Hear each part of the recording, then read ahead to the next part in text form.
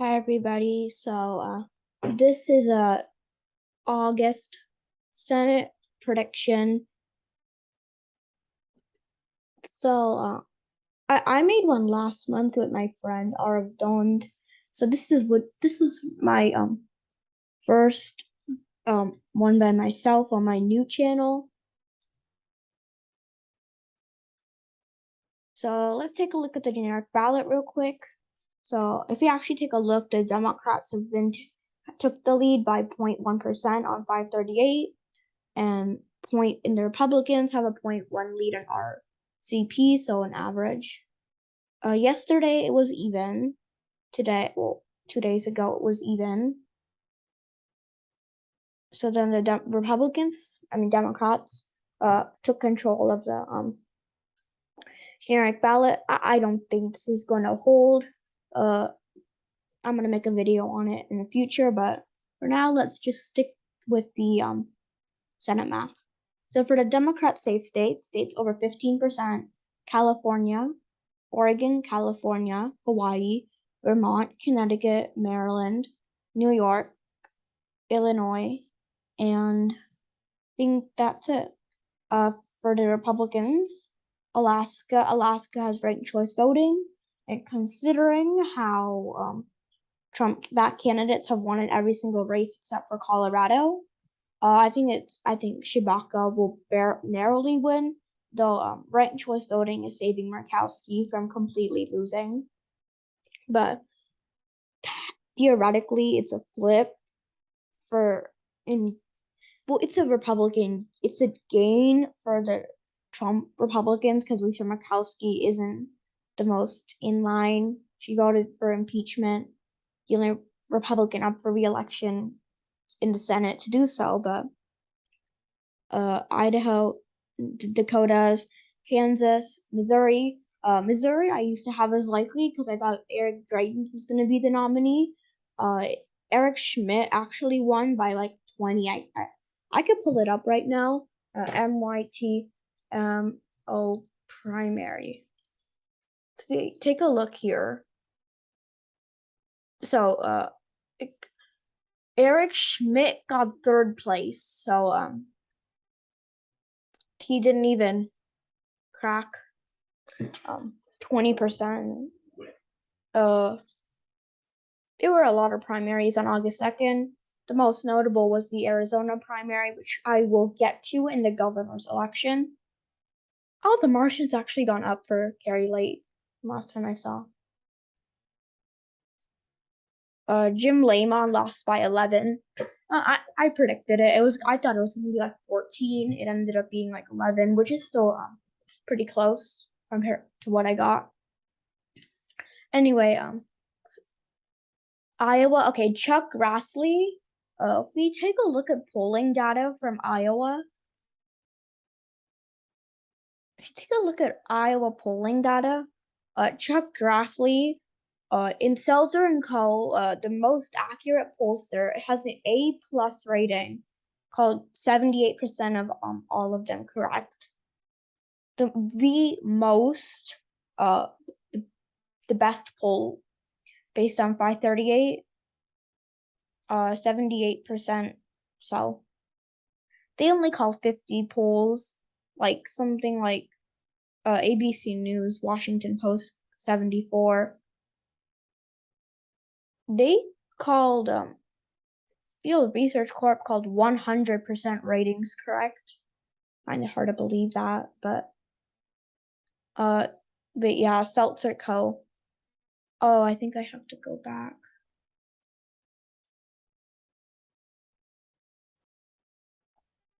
And we could go to Iowa real quick. So yeah, Iowa for Tax Relief Foundation, a Republican-funded poll, only had Grassley up by 15. And all these three polls haven't had Grassley up by over 50%, which is weird considering if we actually take a look back, he's won over 60 in every single election. Get why he isn't doing that well. He is kind of old. Even Patrick Leahy in Vermont retired. 31, like 60, 70% of the vote even. They're all Grassley has been serving in the US Senate for quite a while. To put it into perspective, we could actually go on president data and figure out when Iowa became a state. So past 1856, Chuck Grassley has served in the U.S. Senate in any basically any form of politics. Chuck Grassley was serving for like 1/3 of Iowa history. Chuck Grassley has been in office. So just to put it into perspective on how old and experienced he is. Nonetheless, I think as it gets closer, the GOP is gonna probably win the next few polls. So Mike Franken's own internal had Grassley up by 3 and 5, considering the fact that he only is up by that much in a Democrat internal. It's kind of not exactly the best news. Nonetheless, I think he'll win by about 15%. Now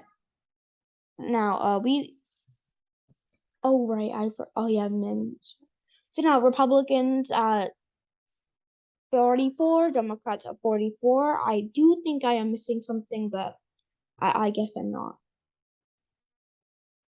Now for the Democrats, likely states, Washington, California all have jungle primaries. So it's basically where the top 2 contenders. It's kind of like what Georgia does, but different. The top 2 contenders advance to the general election. So the primary is a jungle primary, kind of what happened in Georgia without the runoff. Colorado, Joe O'Dea was one of the best Republican nominees they nominated. I think I could pull up by 38. I could just go to president by 38 projection, just choose on a random state. Go to 538.com. So Joe O'Dea, he was one of the best candidates, but is still losing by 11. So likely. And then, okay, this is a very hot take. I think Arizona will be likely. My reasoning for that is, so Arizona, Blake Masters just got elected, for the primary, and a Republican hasn't led the GOP has never led in a single poll since May, even before May. Even after top-notch Republicans like Yee and Kimberly Yee and John McCain and even Doug Ducey and Mark Brnovich back then. And if Saving Your Arizona Super PAC and America Next PAC had Kelly up by 5, that is not a good sign. Despite these only being BC plus pollsters, they did call 75% of the races, right? Maybe it's in the general average of polls. So I think it's safe to say that the Republicans probably won't win this race by that much. And you can't even use undecideds because Kelly has 50%, exactly 50%, which is just going to probably go up and up and up. So even if Masters wins 100%, it would still be a dead toss-up. Next hot take. Actually, let's do New Hampshire. This isn't really a hot take, as it's more. I honestly don't think Don Bolduc is a good nominee. Chuck Norris would have been way better. Donald Trump is going to endorse. But Sununu. Okay, these polls were taken in October of last year. So Sununu was winning by 5 and 3. And Hassan was only winning by 1. That was before they decided not to run. This one poll had Chuck Norris up by 2. That one poll. Honestly, Don Bolduc is not a good nominee. He's a little too Trump fact, despite Trump almost winning the state in 2016, I don't New Hampshire's a very swingy, swingy state that supports like moderates like Kristen Talia. Well, she's not really a moderate, but she did win by a lot in 2010. So that's next hot take. Pennsylvania. Before you all go shout at me and say, "Oh, but Pennsylvania is a safe state. Can't possibly."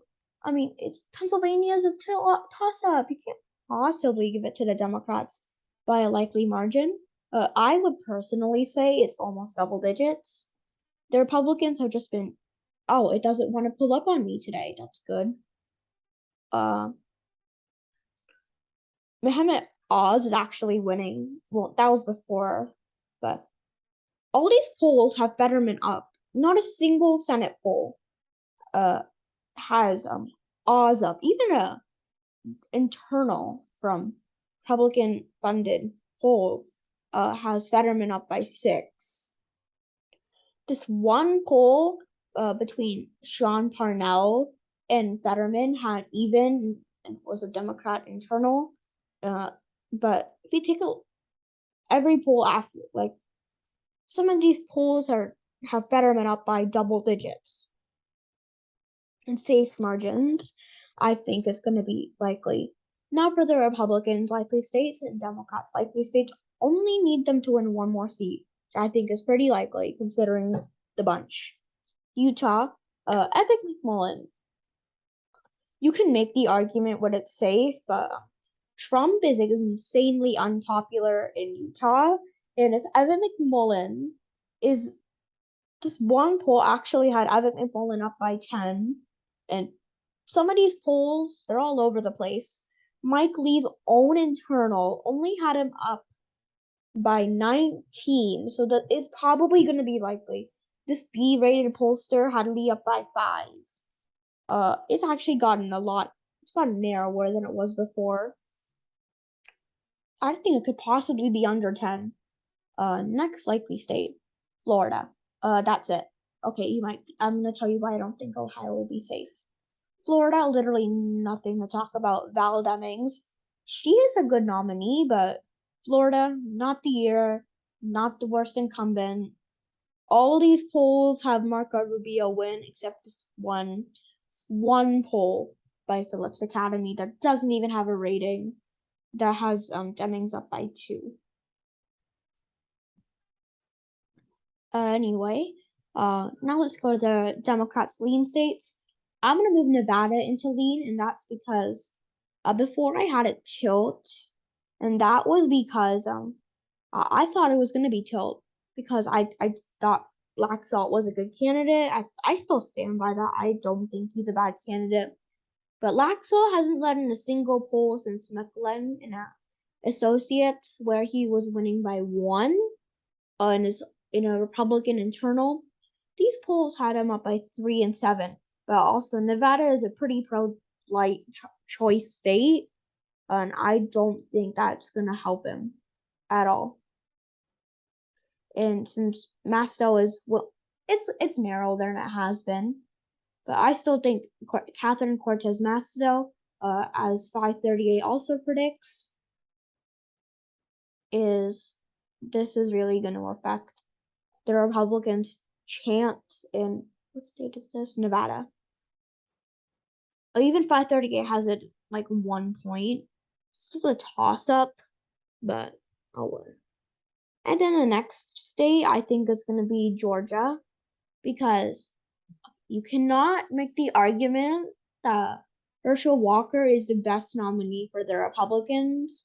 I think it's going to go to a runoff personally, and I think I could even see the race move up to likely. Raphael Warnock is a good candidate. Herschel Walker is not. I don't know. I don't understand how he has a 49% chance of winning when he hasn't led in a single poll since Data for Progress all the way back in July.